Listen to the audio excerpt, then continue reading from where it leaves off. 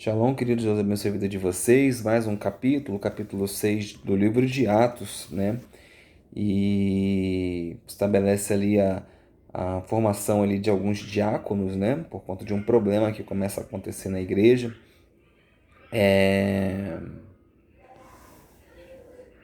Fala ali de alguns personagens interessantes, também sobre os sacerdotes que começam a adentrar na fé, né? E também ali uma perseguição da sinagoga, né? Da sinagoga em relação a Estevão. E olha que interessante, talvez seja por isso, talvez não, mas a gente tem que lembrar que na festa de Pentecostes, lá no capítulo 2, muitos judeus que moravam em outras regiões estavam indo para a festa por conta do mandamento de ir, né, na festa de peregrinação, nas três festas, acabaram ficando em Jerusalém. Né? E esses irmãos precisaram de ajuda, porque você não sai de um lugar para viajar e de repente você fica naquele lugar e está tudo certo. As coisas não funcionam dessa maneira, né? Então eles precisaram de ajuda. E aí agora nós temos uma briga entre os judeus de fala grega e os judeus de fala em hebraico, né? Aqui nós podemos ter uma discussão onde o tema do debate pode ser realmente a linguagem, né? Mas a gente também tem que entender que pode ser o aspecto cultural, né? Os judeus foram dominados pelos gregos, né? Ali por Alexandre o Grande em 323 antes de Cristo, né? E muita coisa da cultura grega foi inserida dentro do judaísmo, né? E aí o judaísmo vindo dos helenistas, dos gregos, foi considerado durante muito tempo como um judaísmo falso, como um judaísmo adulterado, né? Não que essa contaminação grega também não tenha alcançado o judaísmo de fala hebraica, tá? Mas nós temos que ver o judaísmo como nós vemos a religião cristã nos dias de hoje, né? Nós temos cristãos católicos, cristãos espíritas, os evangélicos são inúmeras categorias com inúmeras doutrinas diferentes, né? E o judaísmo não era diferente, tá? Então ali poderia estar havendo uma questão cultural realmente, tá? Só que o alvo principal, o problema principal é que as viúvas dos judeus de fala grega estavam sendo não beneficiadas, né, na distribuição dos alimentos, tá?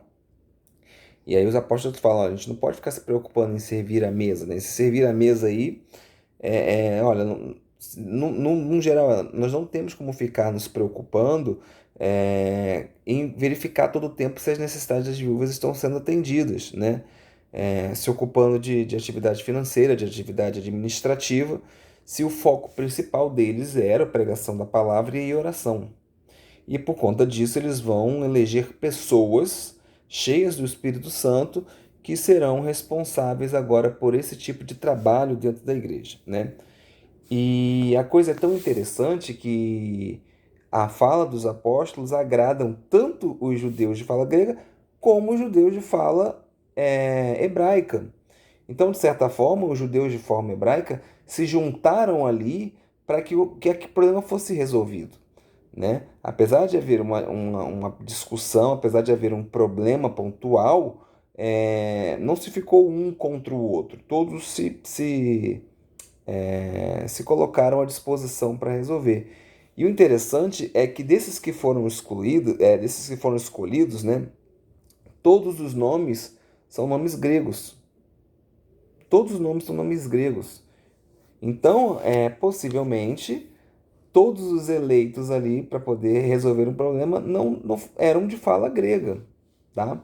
E não houve uma oposição dos de fala hebraica, tá? É essa igreja que a gente sempre espera ver, né?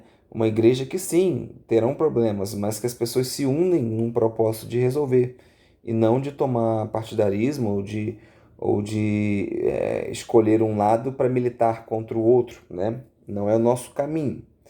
Dentre esses nomes, nós vamos ver ali Nicolau, né? Nicolau é um nome importante, apesar de não se ter tanta ênfase nele aqui, nós vamos ver o nome dele sendo falado lá em Apocalipse, no capítulo 2, no versículo 6, sobre a doutrina dos nicolaítas, tá? Então, possivelmente o mesmo Nicolau, e isso mostra, gente, que muitas das vezes as pessoas são escolhidas, mas se desviam no meio do caminho, né? Colocando em prática o seu livre-arbítrio, tá? Também falaria de um prosélito, né? O prosélito é aquele que se converteu ao judaísmo e depois aceitou Jesus. Olha que coisa interessantíssima, né? A pessoa se converte ao judaísmo e depois ela entende Jesus como Messias. Ela não se converte cristã. Ela mantém a religião judaica, né? Mas ela entende que Jesus é o Messias prometido dentro do judaísmo, prometido dentro da palavra de Deus, que baseia a religião judaica, assim como a cristã também. E eles vão impor as mãos, né? A imposição das mãos é dar poder e autoridade, né? Conferir deveres e também privilégios, né? Do cargo, né? Daquele cargo que você está executando. Então ali assim como nós colocamos as mãos, colocamos, não, colocávamos as mãos nos animais antes de sacrificá-los, para que, como se o nosso pecado passasse para o animal e aquele inocente morresse no nosso lugar, da mesma maneira, a gente coloca as mãos também sobre as pessoas que nós vamos ungir para assumir alguma liderança dentro da casa do Senhor, né? Bom, e aí muitos sacerdotes começam a se tornarem obedientes à fé, tá? Que sacerdotes são esses? A gente só pode conjecturar, né? A gente sabe, por exemplo, que Zacarias, pai de João, era um sacerdote e com certeza assumiu a fé em Jesus Cristo, né? E o pai de João Batista, tá? Então, assim, quais sacerdotes aceitaram? Podem ser os sacerdotes que moravam no deserto, aqueles sacerdotes que não se corromperam, né, com o sacerdócio local, depois dos macabeus, né? Nós vimos no capítulo passado que o sinédrio de 70 membros, apenas 3 eram fariseus, né?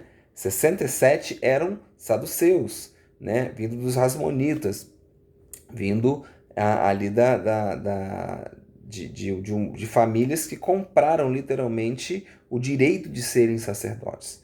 Então, havia naquela época, aliás, antes até daquela época, sacerdotes e pessoas que criam no Senhor, nosso Deus, que se afastaram do conceito de templo, né, do templo judaico, pelo fato dele estar corrompido, pelo fato dele estar dominado pelo Império Romano. Então eles procuram um deserto, né? Os manuscritos do Mar Morto vêm desses sacerdotes. E os manuscritos do Mar Morto eles têm muita proximidade com os ensinamentos do Novo Testamento. Então a gente pode conjecturar que poderiam ser esses sacerdotes que estavam no deserto. Porém, o evangelho naquele momento estava sendo pregado em Jerusalém. Aqueles sacerdotes podem ter vindo durante a festa de peregrinação e podem ter visto? Sim, podem ter visto. Mas, aparentemente, os sacerdotes que estão aqui aceitando a fé e a obediência em Jesus são aqueles que já estavam ali em Jerusalém e que trabalhavam ali em Jerusalém, né? Da tribo de Levi, né? Sacerdotes. Bom, e aí começa a haver uma perseguição, né? Principalmente de Estevão, da sinagoga chamada dos escravos libertos, tá? É natural, tá, que pessoas com histórico cultural e social, né, semelhantes procurem adorar juntos, tá? Então, por exemplo, o cara que saiu da prisão e aceitou Jesus lá, normalmente ele vai querer adorar numa igrejinha onde outros homens que passaram pelo presídio adorem, tá? É, Normalmente o cara que tem uma condição financeira melhor, ele procura normalmente uma igreja maior, com uma estrutura maior, porque ali estão outras pessoas que têm condição financeira maior. Dificilmente o cara vai escolher uma igrejinha lá no interior do bairro, tá? Que é uma pena, inclusive, porque eles ajudariam muito mais nessas igrejinhas. Então é natural que as pessoas procurem adorar juntas, levando em consideração a sua condição cultural e social, tá? Então você poderia supor que essa sinagoga dos escravos libertos poderiam ser escravos que eram libertos, né? Judeus que tinham sido escravizados por Roma, né? De Cirene, de Alexandria, da Cilícia, né? Ou de alguma das províncias da Ásia. E esses caras foram escravizados pelo Império Romano e depois eles foram soltos, né? E procuraram se juntar nesta sinagoga, tá? Mas também poderiam ser de prosélitos, uma sinagoga de prosélitos, de pessoas que não eram judeus, mas que se converteram ao judaísmo.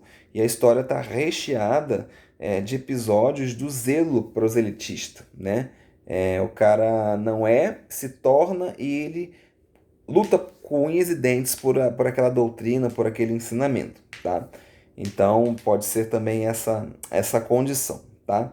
E aí vai começar a acontecer as mentiras e é impressionante como se usa os mesmos argumentos, né? Usam-se os mesmos argumentos, né? Nós ouvimos falar ele blasfemando contra Moisés, contra Deus, que vai derrubar o templo, né? Que Jesus vai derrubar o templo, etc e tal, né? Ele está contra esse lugar santo, que é o templo, onde o Sinédrio se reúne, né? Nós ouvimos dizer que Jesus vai destruir esse lugar, né? Jesus, apesar de não falar a respeito do templo em si, ele falava dele, né? Ele profetizou, né? A queda do templo realmente caiu ali na década de 70, né? E assim como Jesus foi mal interpretado na sua fala, Estevão também, de alguma maneira, a luz do meu quarto ela apaga sozinha. E agora a gente vai terminar um pouco no escuro. Amém?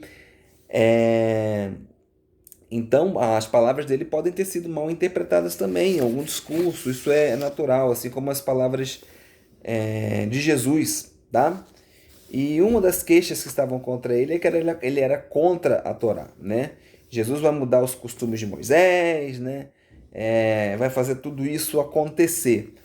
Porém, existem vários textos judaicos que mostram que os judeus, mesmo 1500 anos antes, entendiam que quando o Messias viesse, ele iria corrigir alguns erros, ele iria corrigir não erros da lei, mas erros de interpretação do homem, erros de entendimento do homem, tá?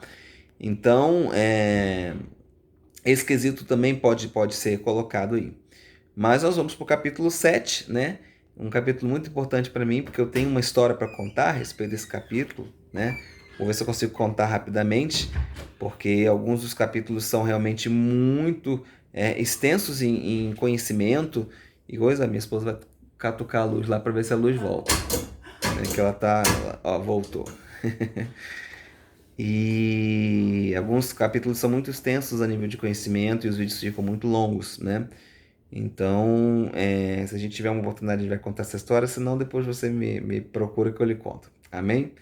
Deus abençoe a sua vida e vamos para frente. Shalom.